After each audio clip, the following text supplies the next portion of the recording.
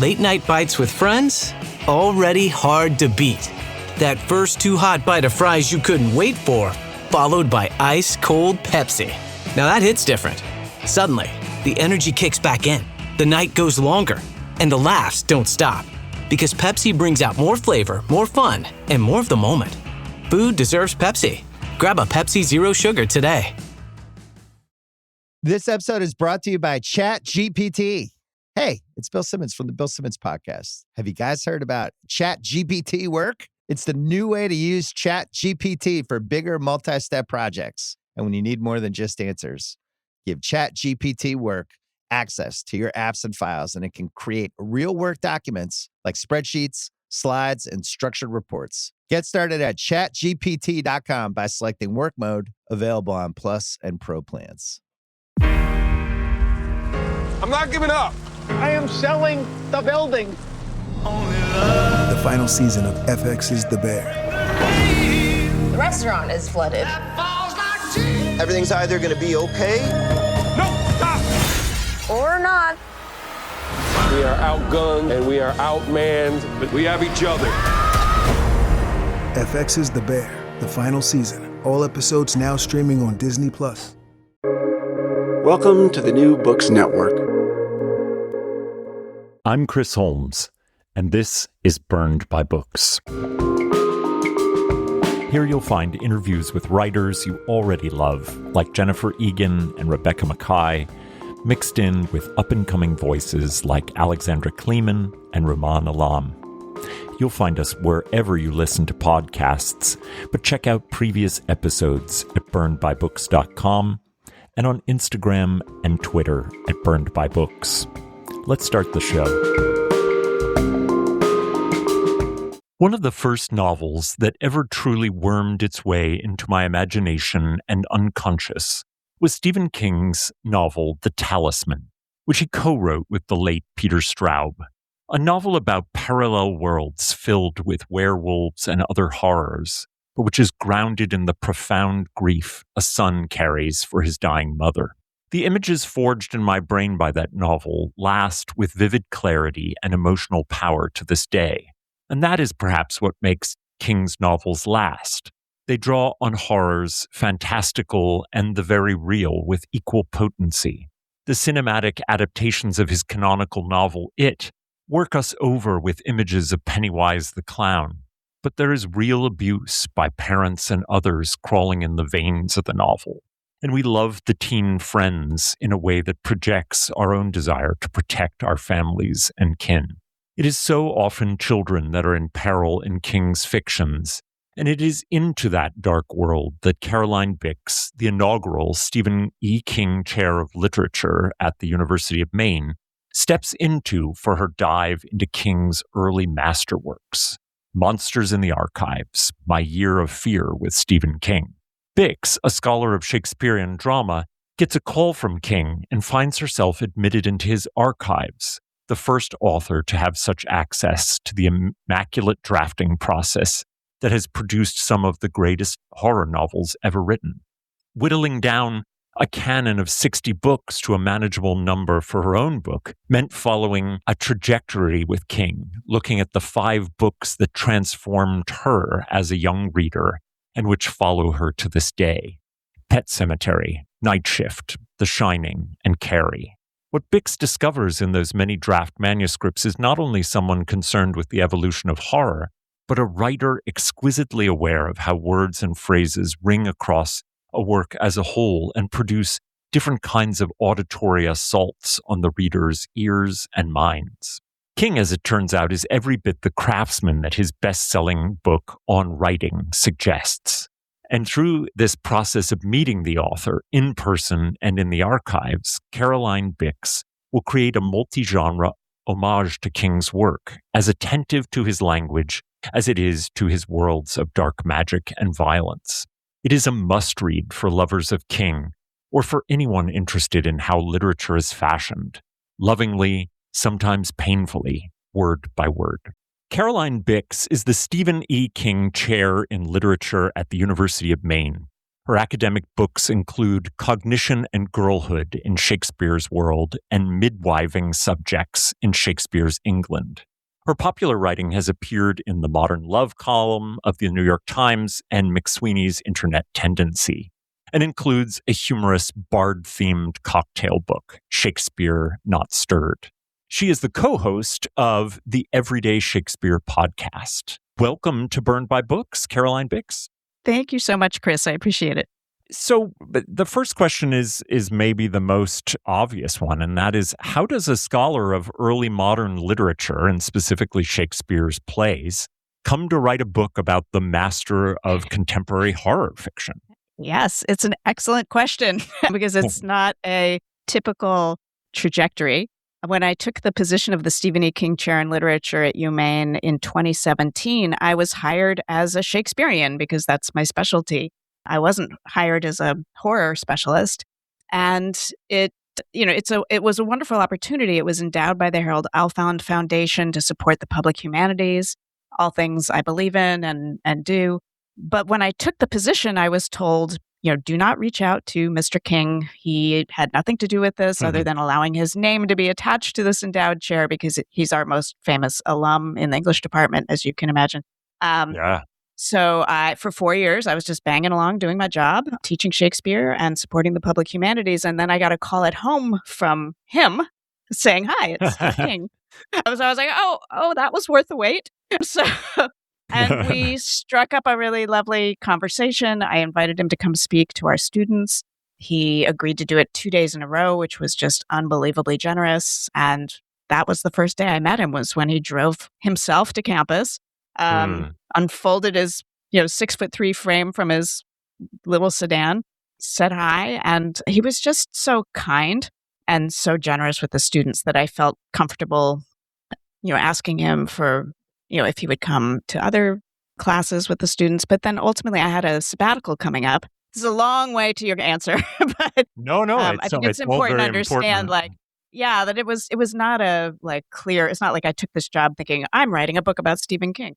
I had a sabbatical coming up and I thought, I knew that he and Tabitha, his wife, who's also an alum of UMaine, also a brilliant novelist, I knew that they had just collected all of their personal papers, like all of the manuscript drafts that they had, and attached them to their home in Bangor, Maine, which is down the road from UMaine Orono, where I teach and work. And it's like it's a tourist destination. I don't know if you've ever seen pictures of their home, but it's like a Gothic mansion. Yeah, it's so spooky. It's so scary, right? Yeah, they're always people. People are there all the time. Anyway, they had just You wouldn't retrieve a stray baseball from the yard if you. No, you would just let it. You would just let it Pennywise just go and take that down into the sewers. So anyway, they had just collected all those papers and put them into a climate-controlled space attached to the back of that iconic house, and they had not let anyone in there yet for any extended period of time. And we had developed enough trust over the past year and a half that I felt like I could ask them if I could be the first one in, and could I spend my sabbatical year reading those drafts? I had no idea what I would find. I didn't know what was in there, but I knew I had been a passionate Stephen King fan since I was 12 when I first read Night Shift. And I just knew this would be an extraordinary opportunity. I didn't have a book in my head that I was going to write, but I just wanted to see how he had crafted these iconic scenes and moments that were still sticking in my head. How did he do it? Because the language was still in my head. So I was approaching it as a, English professor with a very specific skill set, but I was also, for the first time, writing a book that was bringing my whole little kid self in as well, and my scared adult self, and letting myself tell this story, let it be a story about me, but also about, of course, how he crafted those terrifying moments that for a lot of people, especially my generation, I mean, I'm Gen X, I was reading books, whenever I talk to anyone who's Gen X, we have memories of holding these books, these Stephen King books, and how hefty they felt and how important we felt, when we were reading them when we were 12, 13, 14, when they were coming out, in the 1970s. So it's really a love letter to books, to language, to craftsmanship, and to fear and what purpose it serves. That's a great description of getting there. And I really kind of I both got a chance to return to books that I hadn't thought about in a long time and which I loved and read at a similar age to you. And I also got to fall in love with Stephen King, the person, in a way that I hadn't had access to him, because you get access to the archives, but you really have access to the persona of King. And while this is in no way a hagiography, one comes away with the distinct sense that you're very fond of him and that he is humble and honest and thoughtful and often self-deprecating and all in a kind of organic way that seems to like perfectly match his small town Maine roots. And I wondered if that was different than you expected and what it was like to really, meet the author, as they say. Yes, 100%. I mean, I appreciate thank you for saying all of those things, because I really wasn't thinking of this. I wasn't writing this for an audience of one, like, oh, I'm going to please him. If anything, he was so hands off, but also very generous. Like if I had a question, he would write me back within like an hour, or if I wanted to have a conversation, he'd set one up, but he was at no point. First of all, he didn't ask me to write this book. He has no stake in this. I think now that I have written it, I know that he's very happy with it. And I like to think that I'm part of a continuum. Yeah. It was really, really exciting that he responded to it in a way that it clearly rang authentically for him. But at no point was he like, you can't say this, or you should say this, or you got that wrong. Or he really, and any writer who's worked with him, and there are many of us, and podcasters and producers and writers of all kinds, will all say the same thing if they've had the privilege of knowing him, is that he's so generous and so, he just lets you find your journey, your creative journey, which is what happened with this book. And I had no idea how, I didn't know him incredibly well when I started this project. I do feel like I know him better now. Letting him tell the stories he wanted to tell me. It was a delicate balance, because when I pitched this book to him and to Tabitha, I said, this is not me trying to expose deep, dark secrets about you, or, discover things in the archives, personal correspondences. I said, I really just want to track how you crafted these 5 books that really just got in my head and have stuck. And I think because of that, I was very respectful of his personal space, so if he wanted to tell me stories, then I knew it was okay for me to include it, but I wasn't going to pry too much below the surface. I really wanted to keep this a book about the language. And, it did become more personal as we went, which was surprising to me. By the end, we were having conversations that I thought were where he was being quite vulnerable. And I really appreciate that. And I think, as I said to him, it's very brave what you're doing. You're letting, because, if you're an author, sometimes you don't want your first drafts to be out there. Some of these first drafts he's not very happy with. Or, he's such a craftsman that he works really hard to make them better before putting them out into the world. But I said to him in one of our last conversations, you're doing such a service to writers everywhere by letting me publish, images of some of your first drafts to talking about. And that's a thing to note, that one of the real joys of this book is getting to see images of those drafts with notes and it's just phenomenal. And again, I didn't know what I would find when I went in, and I didn't know what each chapter would become. It really, you used the word organic. That is exactly how it felt, this whole process. I didn't know what story would come out of each set of manuscripts. I really went one work at a time. So I'd spend a couple months with each of the 5. So it's Pet Sematary, The Shining, Salem's Lot, Carrie, and Night Shift. And I would spend 2 months with each set of manuscripts for each of those books and just let the story emerge. I really didn't know what it would be. I let the margin notes and my conversations with him and what I was seeing him changing with each work, because there were different things that he was focusing on with each of those works. Although he wrote, he wrote them all within 5 or 6 years, which is just extraordinary. It's amazing. Yeah. And that's not, I didn't even touch The Stand, which he was also writing during that time, and The Dead Zone. Oh, he was. Oh my gosh. Yeah. I mean, all of these books, it's just extraordinary how prolific, while he and Tabitha are raising first 2 small children, then a 3rd small child, it's just, that's part of, for me, the excitement of writing this book was like getting to dive into this time in his life, right? It's the beginning of his career. I mean, he'd been writing since he was 16, but it's the beginning of so much is happening to him in his life. And they're in near poverty while they're writing this. Note how they're so economical that he's using the smallest font and single spaced. Single spaced. Tiny margins.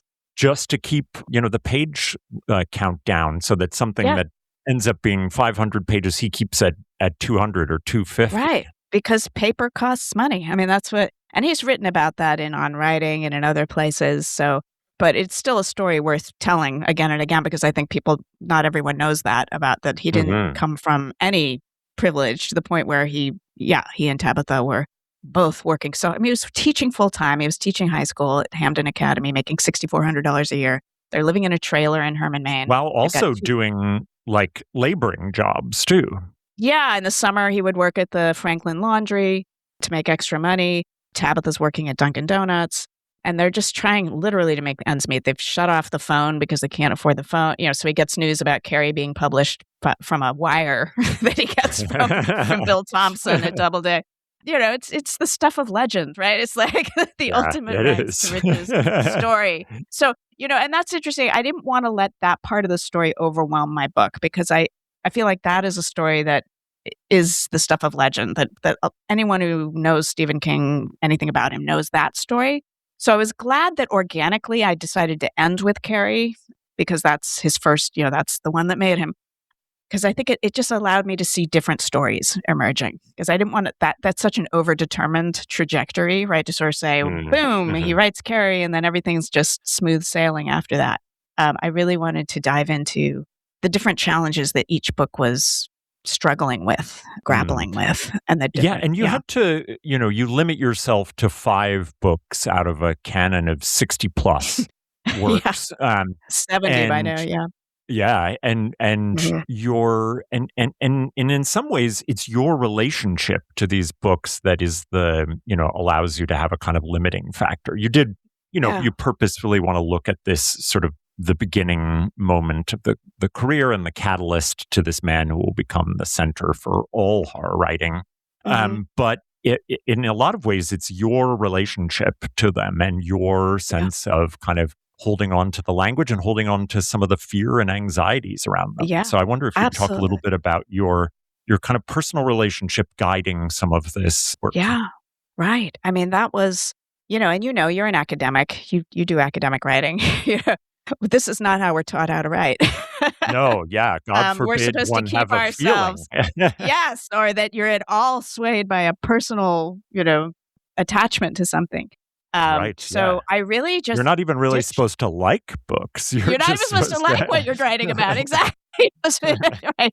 Which is, it's of course, interesting. It's right. Exactly. So, it was so freeing to just be able to write a book that just ditched all of that, and leaned into, because I had been doing personal narrative writing, but that was, in a separate kind of silo from my academic writing. I had never combined them. And I really owe a lot to my editor at Hogarth, who was wonderful, David Ebershoff, who really encouraged me to bring more of my own story into this book. So I just did. I just let it come out of organically, to go back to your word. So to even, and I write about this in chapter 1, when I'm thinking, where am I even going to start? Even the decision to start with Pet Sematary really did come out of this kismet situation where I had just purchased at the local consignment store the 1983 edition of Pet Sematary that I had read when I was 16. And I had just the night before going into the archive started reading it again. And all of these connections between me and Lewis Creed, who also had moved his family of 4 to rural Maine from a city to take a job at the University of Maine, all of those things that I had not remembered, because when I was reading it when I was 16, I didn't even know about the University of Maine. Like, I wasn't paying attention to that, right? Yeah. But there were so many ways. And then when I, also that night before, when I had been watching like fan videos about Pet Sematary, which takes place extremely locally to where I live now. Like, it's everything about that story, even though it's a made up place, Ludlow, Maine. I don't know if I would 15. Like that. I know. Well, it also, book that was another scared thing the that's absolute business out of me as a kid. Absolutely. It's the one that he put in a drawer and was like, I'm never publishing this. It's too horrifying. He only did it to get out of his Doubleday contract 5 years later. But, so everything about when I realized that he and Tabitha had rented a house on Route 15 between Bucksport and Bangor. And that's, when he was teaching for a year at the University of Maine in 1978, which I didn't even know he had been a resident teacher. Oh my gosh. So now 3 of us are employees of the University of Maine, Lewis Creed, me, and Stephen King. And this is the moment. And it's that's the house where Owen almost got hit by a truck. So that's the house where he imagined Pet Sematary. There was a pet cemetery in the house next door. This is Orrington, Maine, which again is between Bucksport and Bangor. And I'm thinking, this is the route I drive to work. Like, how did I not know this? And it just felt like it all came together in this way that was beyond me. And that's really what drove this whole book. At certain points, I just suspended any kind of plotting or, intellectualizing and just let myself get carried on this journey. Carried is just the right word. Yeah, exactly. Right, in many ways. And, that's why I started with Pet Sematary. And I'm so glad I did, because that first day, which I write about in chapter 1, that's when I found that extraordinary, it's the only manuscript draft in the archives that I saw that had sticky note comments from the copy editor and then Steve's written responses. And that really allowed me to, again, I hadn't planned it. I was like, oh my God, he's paying so much attention to word sounds in all of his exchanges with this copy editor, and really standing up for particular word choices because of the way they sound. And then that became the story of Pet Sematary for me. All those gritty words as he's revising, grit, gritty, grit, gravelly, grating, the word sounds. I was going to ask you that exact thing, because I found the change to grit, which you look at across the manuscripts, to be such an attentive shift, and one that echoes with all these different previous words and themes. And all of a sudden you reveal to us someone who is so on the line attentive to words, not only for meaning, but to sound and just how they radiate through the whole text. So what you reveal is a sort of writer's writer. Not just someone concerned with horror, but concerned with language. And maybe talk a little bit about that. The perfect lunch combo. That first bite of your favorite sub, followed by ice-cold Pepsi. Add a couple of friends, and now that's next level. Suddenly, the laughs get louder, the stories keep flowing, and the food tastes better. Because Pepsi brings out more flavor, more fun, and more of the moment. Food deserves Pepsi. Grab a Pepsi Zero Sugar today. This episode is brought to you by ChatGPT. Hey, it's Bill Simmons from the Bill Simmons Podcast. Have you guys heard about ChatGPT work? It's the new way to use ChatGPT for bigger multi-step projects. And when you need more than just answers, give ChatGPT work access to your apps and files, and it can create real work documents like spreadsheets, slides, and structured reports. Get started at chatgpt.com by selecting work mode, available on Plus and Pro plans. I'm not giving up. I am selling the building. The final season of FX's The Bear. The restaurant is flooded. Everything's either going to be okay. No, stop. Or not. We are outgunned and we are outmanned, but we have each other. FX's The Bear, the final season. All episodes now streaming on Disney+. Yes. I mean, that was something that, again, I didn't know I'd find that at all. But when I saw it, I thought, my God, right. Look, he's tracking, just tracking how he would change just one little word sometimes, and it would make all the difference in the world. So, and in that particular manuscript, there's a very famous line from that novel. And if anyone's seen the film from the 1980s with Fred Gwynne as Judd Crandall, the crotchety old neighbor, he says, well, sometimes dead is better, and it's a very iconic line from that, not just the film, obviously it's from the novel, dead is better. And that's, of course, the whole moral heart of that book is sometimes it's better to let people stay dead, even if you love them. Yeah. Right. Yeah. But when I was tracking it, I was like, oh my gosh, the first time he wrote it, he said, death is better. Then he crosses out the word death, handwrites in dead. The copy editor misses it, so he has to do it again in the galley proofs. So like changing death to dead, which is such a small bed change. in better. To get that dead, to get that rhythmic, it makes it more rhythmic. It also makes it echo. You've got that repeating sound. So that's an example of a very small change I saw, but one that just rippled outward. So it wasn't just that I was seeing his attention to sound, also with those copy editor's comments. It was that day one when I saw him quoting Ralph Waldo Emerson to the copy editor, not because he was trying to be like some diva jerk, show off his learning. It was more like, hey, here's a cool quote I found from Ralph Waldo Emerson that kind of matches the idea I'm trying to convey to you as I'm explaining to you why I want to keep, Ellie calling her dad daddy instead of dad. Like literally like he's so well read and he's so widely read.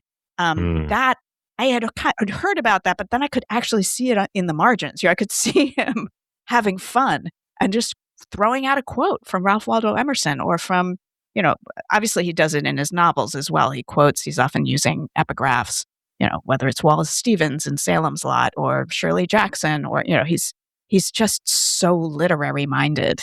That really jumped out at me. Detail of him using the Emperor of Ice Cream as a meaningful intertext. I thought exactly. Amazing. Yeah. So this is a long way around. I know I'm getting off track. You had asked me about the sound question, but to me, it's all connected because he clearly is a writer of such attention to not just word sounds, but also just that intertextuality, right? That I don't know if you've ever read The Long Walk. Yes. But I read it this year for the first time because, that was when he published under the Richard Bachman name, I think in like 1978. But he wrote it in 1966 when he's a freshman in college. Whoa. I had no idea. And I didn't either. And I was reading it and he's quoting Andrew Marvell in there and Poe. And, this is when he's 18. So it wasn't just that his teachers taught him this. He's just comes by it just authentically. He just loves reading. He clearly was just reading his heart out as a kid. Yeah. One of the things that is a really wonderful kind of collision of the two of you is the way in which Shakespeare ends up being important in a lot of these texts, and both in ways that you find resonant, in ways that aren't direct to the page, but, often in very direct quotations. Yes. And in revelations that you get him to reveal that Hamlet is at the center of The Shining. I know. I had no idea, honestly. I mean, I went in. That was probably the biggest discovery for me. Was that I had no idea. That's a blockbuster, I think. That was I didn't honestly know that's anywhere else. Well, because that first draft of The Shining that's in the archives called The Shine, that really hasn't been written or talked about because I don't think anyone's had the opportunity to really study it, even though there are other versions called The Shine that people have, collectors, etc. It's not the same as the very first one. The very first one has a totally different ending. Wendy's name is Jenny.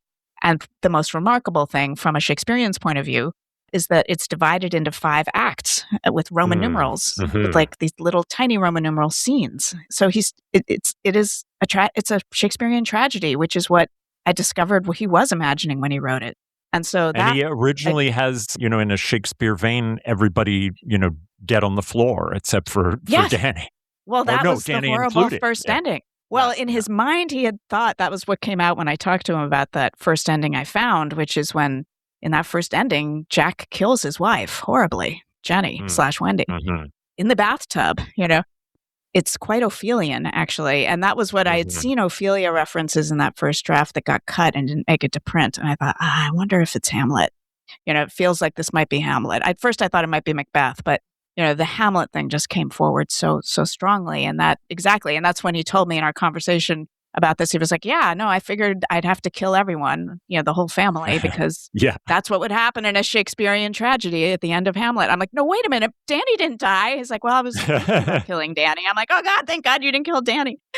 It's horrible enough to read the version. And he has, you have him essentially backing off from it because he feels that our human natures are closer to good than they are to that. Yeah, I mean, that was something that after the book was, in production, I was able to bring a bunch of my students for the first time to his house in Bangor. I was teaching The Shining for the first time, and he agreed to talk to them for an hour in his private library. It was just unbelievable. Man, and that's to be when those students, they're going to remember that forever. They are, and I will. I mean, it was just magic. There's no other word for it. And he was telling them that he couldn't kill Danny and Wendy because he fell in love with them. And that's in line with what he has written in other places about how he doesn't plot out his plots, right? He lets the characters drive the plot. And that was a great example of changing a plot line because you fell in love with the characters. Right? Like you just couldn't kill them. It was just too bleak.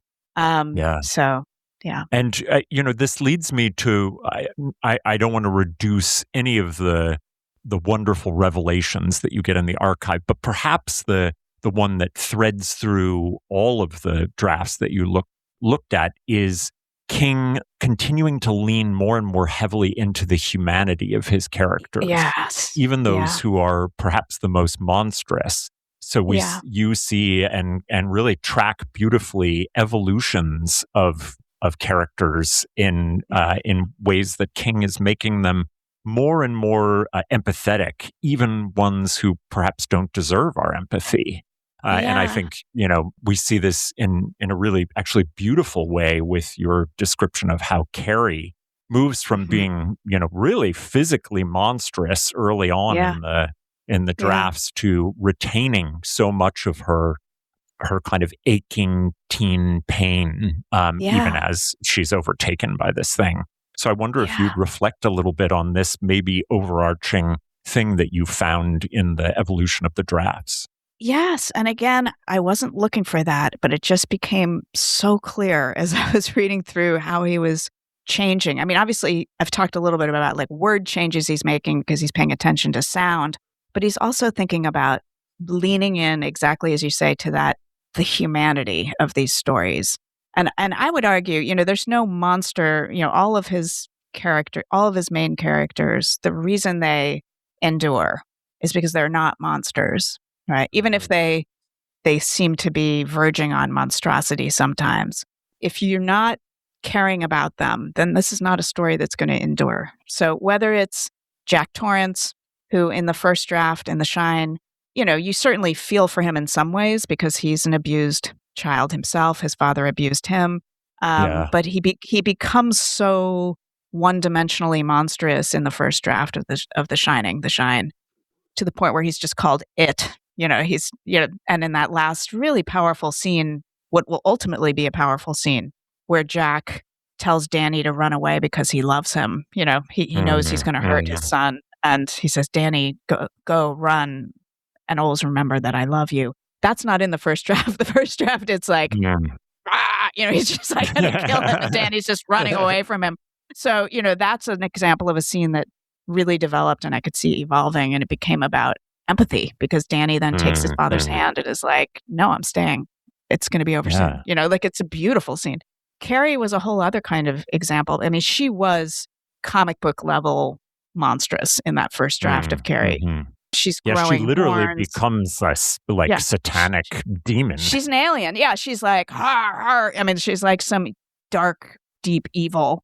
And she is literally growing horns. I mean, she starts growing like little horn buds very soon after she has her first shower room scene in the beginning of the novel, and she starts developing her telepathy. She also starts growing horn buds, he describes them as, and by the end, she's got these giant horns.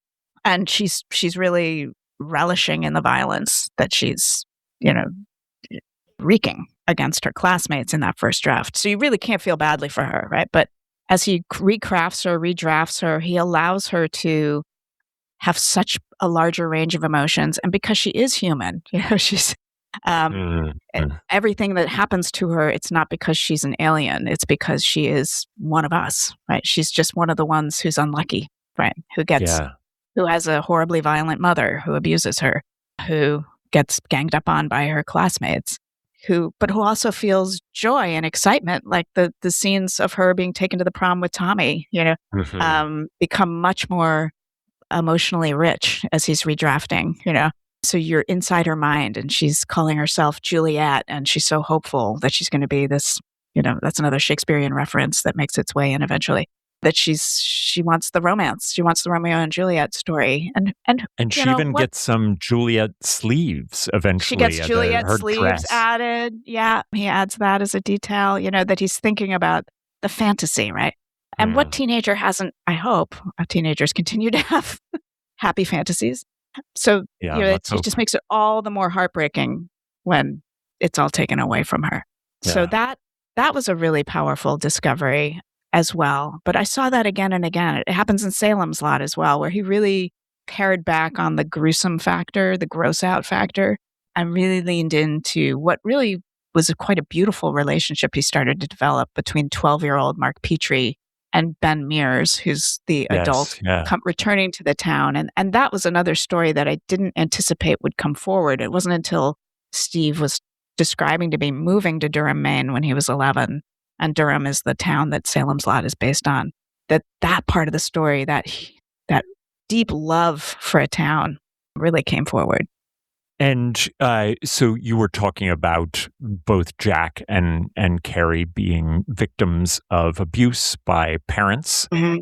And it leads me to one of the things that I think you began to kind of center on is both King's investment in children and young people as having a certain kind of magical power in the flexibility of their imagination. Yes. And openness to the world in a way that adults are closed off, but also in the fact that they have to, from early on, defend themselves against parents who are don't have their best interest at heart, and so that King's children become heroic in all kinds of ways, but they're also carriers of great trauma.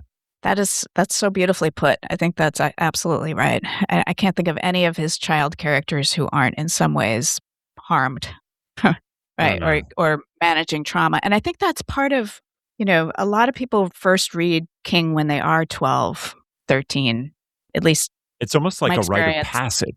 It is a rite of passage. And I think part of it is because he knows he takes kids seriously. Like he writes such good kids characters.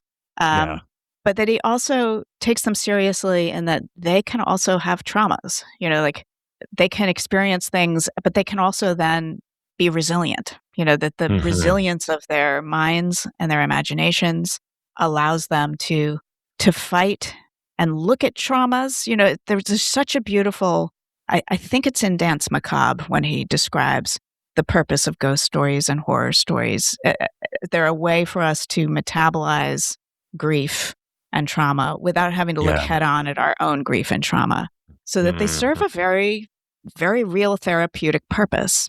And I think there's something very powerful to that. And the fact that, it doesn't have to paralyze you to experience those horrible things. It can be, given the right circumstances and stories that allow you to demonstrate your agility, your mental agility, right? It can be something that can actually make you stronger, can actually make you more capable of facing something horrible, perhaps because you are familiar with it, so you are able to metabolize it in a different way. But that I saw again and again in his child characters. And, I didn't write about it because that's a little past. I mean, I did read it when I was a teenager, but I was in college, so I was like, okay, I'm not going to touch it. That's also just, it's a horrifying book. But, there you've got 7 10-year-olds, right? 11-year-olds. Like he takes that Mark Petrie concept and just blows it out to I mean, I love that. That was maybe the 13 or 14-year-old book for me. And it, it was almost like a talisman for me against, some of the not great things happening in my life at that time, and allowed me to kind of externalize those things into these stories in a way that was very profound. And I also, I of course I remember the grotesqueries and the scary parts of it, but I mostly remember the friendships amongst all the kids. That's what makes that book so special, I think, in his canon. I think that's the first one where you get, because this is before he's written The Body, Stand By Me. Which is, of course, also about friendship, and the power of those preteen friendships. But, it is just so it is. It's about friendship, and it's about the power of those losers to come together and beat real horrors, like real bullies, right? Yeah. Real violent parents as well. A number of them have abusive parents. Yeah, abusive parents, yeah. And also Pennywise. Like you can beat the supernatural and the real with that group of friends. Yeah. The perfect lunch combo. That first bite of your favorite sub, followed by ice-cold Pepsi. Add a couple of friends, and now that's next level. Suddenly, the laughs get louder, the stories keep flowing, and the food tastes better.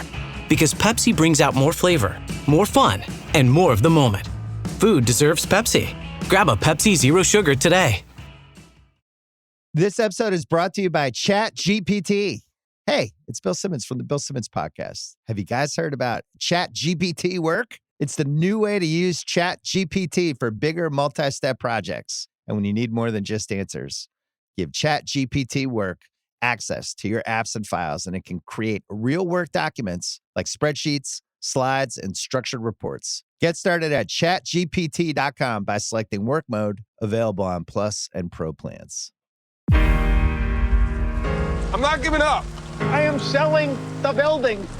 The final season of FX's The Bear. The restaurant is flooded. Everything's either going to be okay. No, stop. Or not. We are outgunned and we are outmanned, but we have each other. FX's The Bear, the final season. All episodes now streaming on Disney+. One of the things that I really loved about this book is that it's such a kind of fluid genre. You're really doing academic work in your very careful and often gorgeous close readings of these manuscripts, but you're also interweaving personal memoiristic details.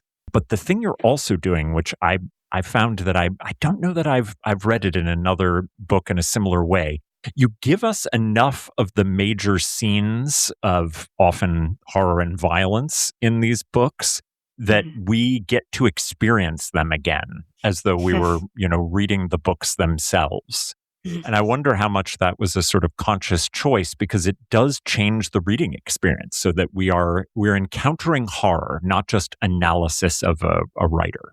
Yeah. Well, first of all, thank you for those kind words. I really appreciate it. Because this was challenging to write, because it was pushing me to blend a bunch of different genres. And I was so intent on not making this something that would alienate readers that I wanted to make sure that I was doing justice to the close readings and do it, because there's nothing to be ashamed of with being, an academic and doing close readings.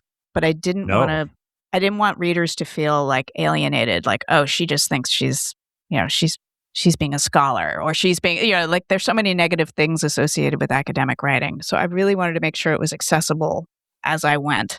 So the question of how much to bring, and it's interesting you say this, because I've had people say to me, I can't read your book at night. I have to read it during the daytime. And I hadn't really thought about that. I was like, of some course, of the most horrific I thought I was saving scenes. people from having to read the books. I was like, I was like, oh, here, I'm giving you enough plot that you don't have to read the books, if you're too scared to read the books. But then, of course, I'm presenting them with entire horrific passages.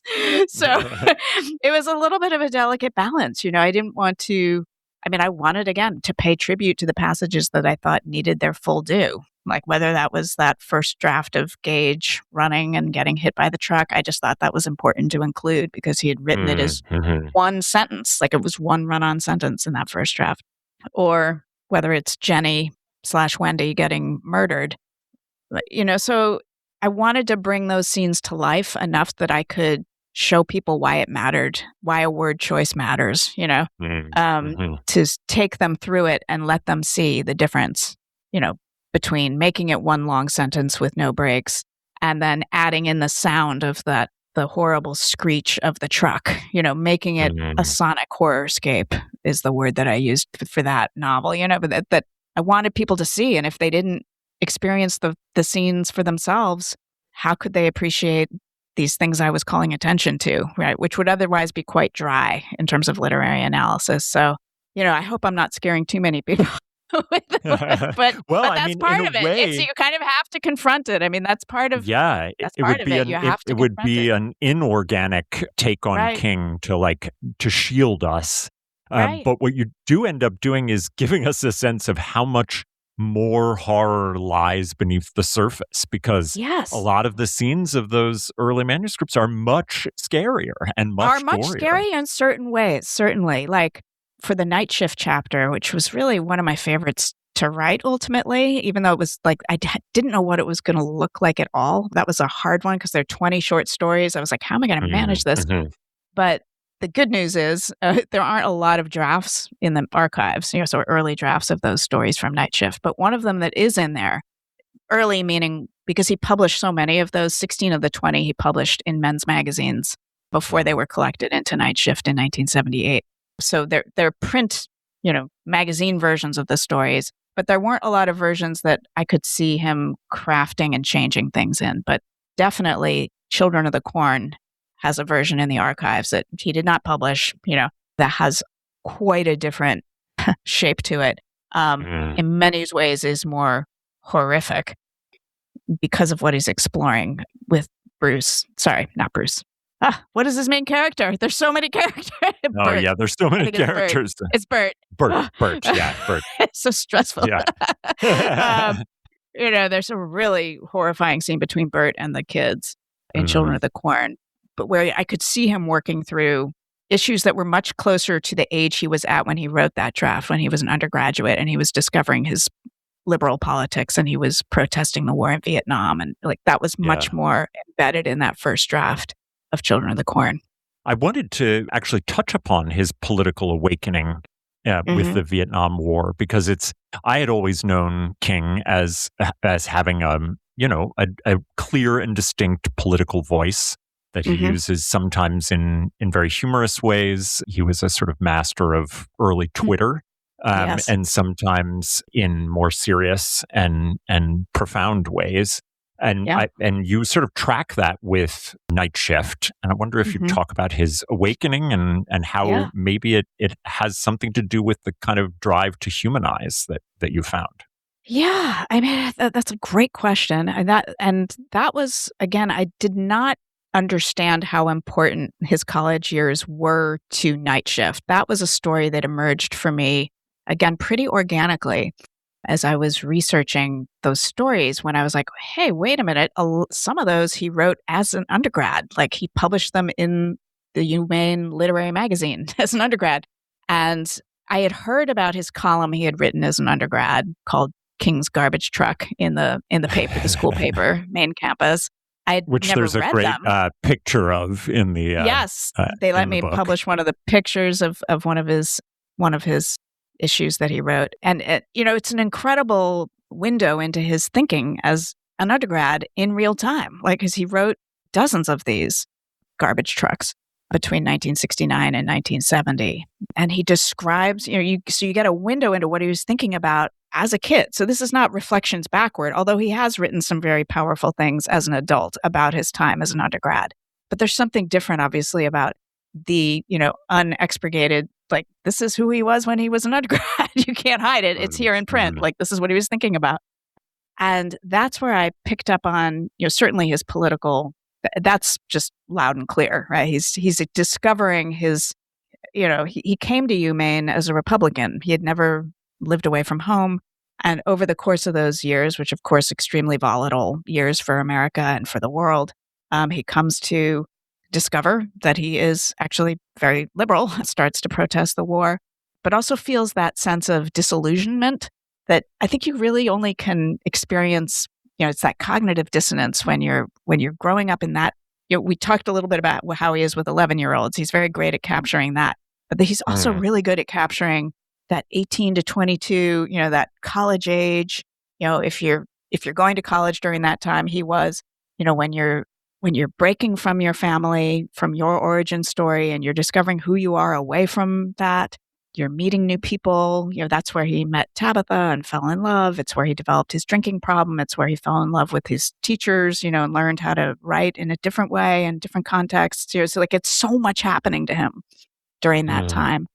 And, I could sense that cognitive energy. There's really no other word for it. It's like cognitive dissonance and energy, because it's like on the one hand, you're getting disillusioned, but at the same time, you're getting motivated. It's like that combination of, wow, the adults are really screwing us over, like with the Vietnam War and with, all of the corruption that he's discovering.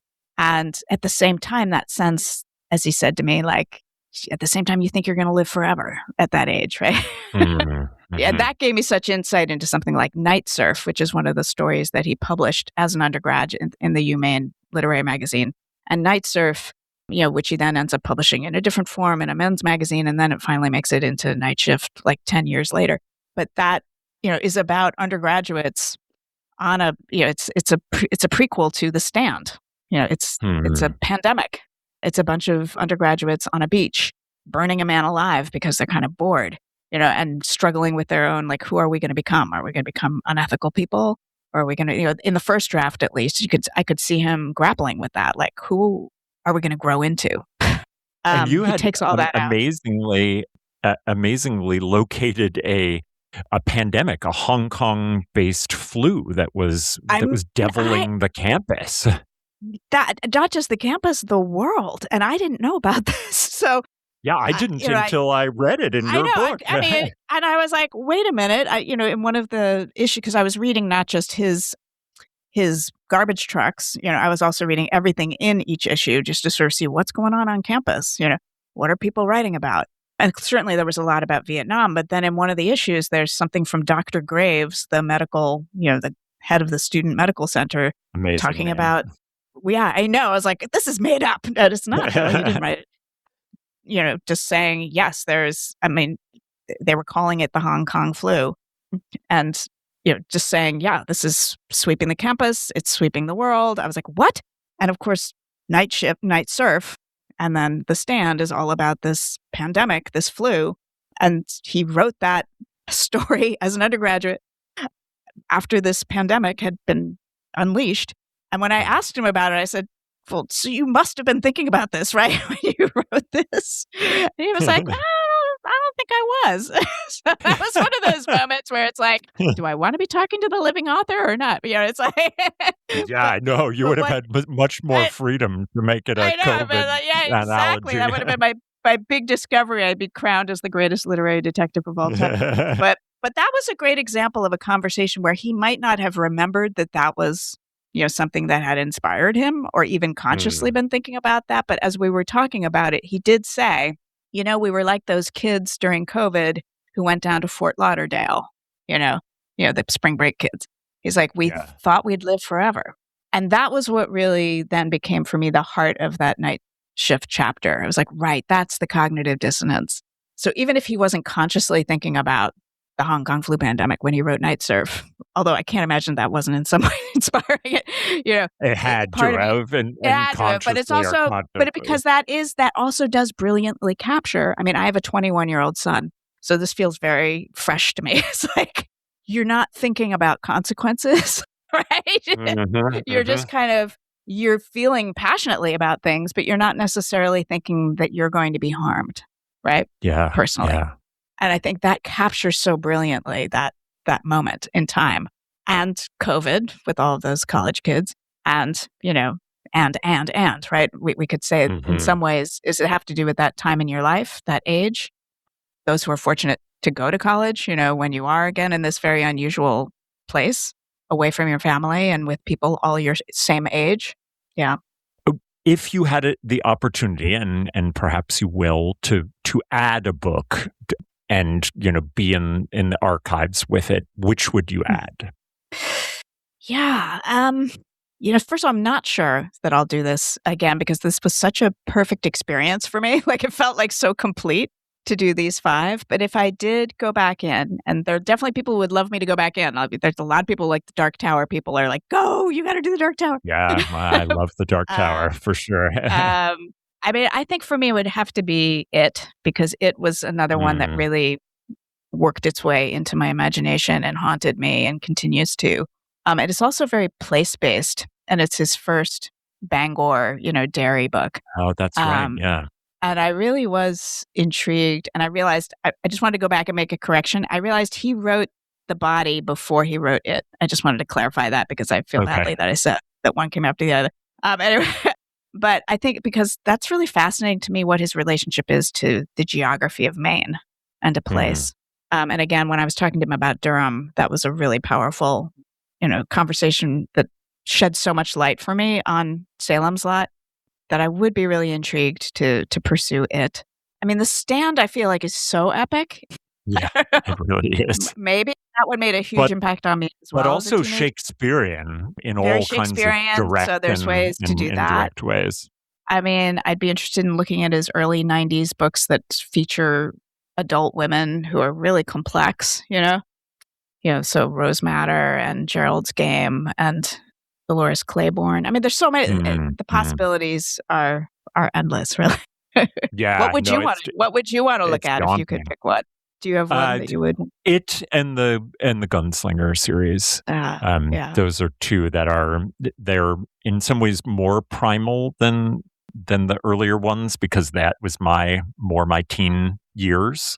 And so and I love The Talisman, which he co-wrote with Peter Straub. So you must be so excited about the third one coming out in October. I am, although I've found that because they have such a cemented place in my lizard brain that I can't quite access the same kind of feelings that I had for them when I reread them.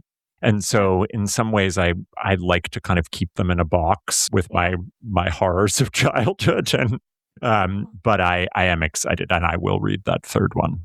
Well, that's fair, and that brings up another interesting question. It's just like how these books affect us differently as we age. When you go back to them. Because you found you sparked new kinds of horrors for yourself that weren't there when you were younger. It's true. I think, I'll have to be careful if I go back in the archives. But I mean, it's a real. He's not like we've shown in this interview, and you have gone into great depth in your book of how much he's interested in humanity and goodness, but still, at the end of the day, these are incredibly scary books, and he has made a name on scaring the pants off us. Right. And he continues to do so. Yeah. Well, before I let you go, Caroline, I would love to hear if you have any books that you've been reading and loving recently that you might want to share with us. I mean, so many. It's like I've been reading, in the summer, I try to just read everything I've been putting off reading because I couldn't during the school year, when I've been working. Yeah, me too. So, I mean, I've just read, and then I'm like, of course, I can't remember anything. I just read Ben Lerner's transcription, and it was so beautiful because it was so, for lack of a better word, it's so clean. It's just this very simple, but incredibly complex at the same time, just beautiful story. So that one I absolutely adored. I'm in the middle right now, actually, it's a debut novel from a horror writer called Libby Edwardson, and it's called We Sent Them Down Singing. And it's like an Appalachian horror book. And I don't typically read horror, but she's local. She lives in the same town I live here, and I'm loving it. I'm just devouring it. It's so thoughtful, and it's terrifying, but it's also like giving a perspective on the Appalachian people that is not stereotypical, she's just doing such smart things with that.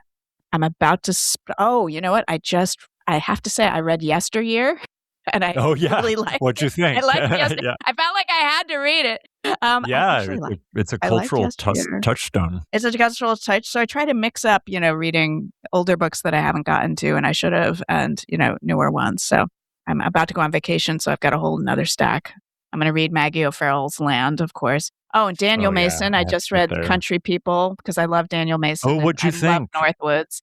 I loved it. I mean, it was, amazing. Obviously as an academic, it's like, it's a fun, Country People is a fun take on academia. Northwoods, I absolutely adore, and I teach that whenever I can. So, that's a special book. Yeah. It is a special book. These are great, and I am really hopeful that my listeners will get to have the delight of entering into the archives with you and picking up Monsters in the Archives My Year of Fear with Stephen King by Caroline Bicks. It's really revelatory. And I think whether someone has like a deep, abiding relationship to King, or perhaps, knows him only as like a cultural figure, there will be so much surprise and enjoyment in finding all the things that you got to enjoy and be amazed by in the archives and by King himself. And it was a real pleasure to get to talk to you about them. Thank you so much, Chris. Yeah. And again, I wrote it really for anyone who just cares about how great books get written, too. So if you're not a King fan, I hope you'll still give it a try. Absolutely. Well, that's all from me for now. My thanks to Caroline Bicks for coming on to talk about her latest book, Monsters in the Archives, My Year of Fear with Stephen King. You can find links to purchase Monsters in the Archives and all of Caroline's recommended books at the website, burnedbybooks.com. There you'll find all of our previous episodes, links to buy a brand new podcast t-shirt or sweatshirt, and ways to get in contact. As you listen, take a moment to rate the show on iTunes, Spotify, or YouTube, or wherever you find your podcasts. Until next time, this has been Burned by Books.